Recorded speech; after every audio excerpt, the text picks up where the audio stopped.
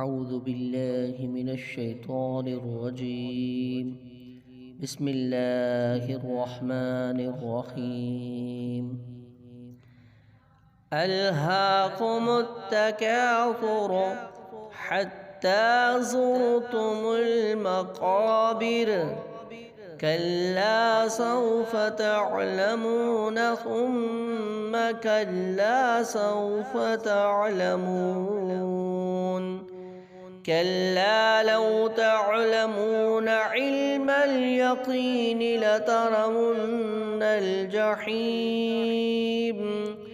ثم لترونها عين اليقين